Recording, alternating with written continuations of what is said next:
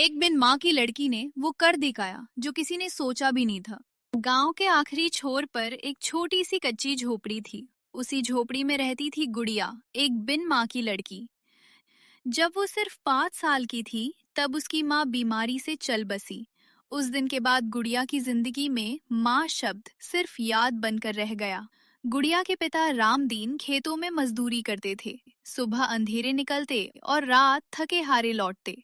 घर में ना कोई पूछने वाला था, न प्यार से सिर पर हाथ फेरने वाला। माँ के जाने के बाद गुड़िया जल्दी बड़ी हो गई। छोटी सी उम्र में चूल्हा जलाना, बर्तन धोना, पिता के लिए सूखी रोटी सेकना सब उसी ने सीख लिया। जब गांव की औरतें अपनी बेटियों को नहलाती धुलाती, तेल लगाकर चोटी गूंथती, तो गुड़िया दूर खड़ी होकर बस देखती रहती। उसकी आंखों में सवाल होता, मेरी माँ होती तो क्या मुझे भी ऐसे ही सजाती। गुड़िया पढ़ना चाहती थी। रोज जब वो गांव के स्कूल के सामने से गुजरती, तो बच्चों की आवाजें उसे अपनी ओर खींचती। एक दिन हिम्मत कर उसने पिता से कहा, बाबा मुझे भी स्कूल भेज दो। रामदीन की आंखें भर आईं। उन्होंने कहा, बिटिया मन तो मेरा भी है, पर किताब कापी कहाँ से लाऊं। अगले दिन रामदीन ने अपनी पुरानी धोती बेच दी। उसी पैसों से गुड़िया के लिए एक स्लेट और 2 किताबें ले आए। जब गुड़िया पहली बार स्कूल गई, तो उसके पैर कांप रहे थे, पर आंखों में सपने थे, बड़े बड़े। रात को जब पिता सो जाते, गुड़िया आसमान की ओर देखकर फुसफुसाती, माँ तुम जहाँ भी हो, मुझे देख रही हो ना।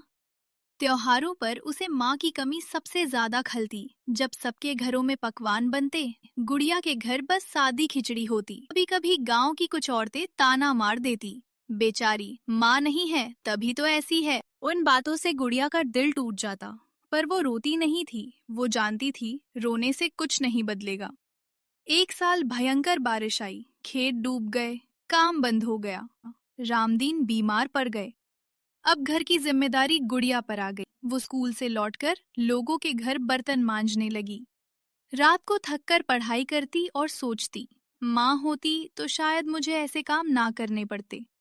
पर अगले ही पल वो खुद को समझाती, माँ की दुआ मेरे साथ है। स्कूल की मास्टरनी सरला देवी ने गुड़िया की मेहनत देखी। उन्होंने गांव की पंचायत से बात की और गुड़िया को छात्रवृत्ति दिलवाई। पहली बार गुड़िया के पास अपनी नई किताबें थी, नया बस्ता था और आंखों में चमक। उसने मन ही मन कहा, माँ देखो तुम्हारी बेटी हार नहीं मानी। सालों बीतते गए, गुड़िया पढ़ाई में अव्वल आती रही। गांव वही था, झोपड़ी वही थी, पर गुड़िया अब कमजोर नहीं थी।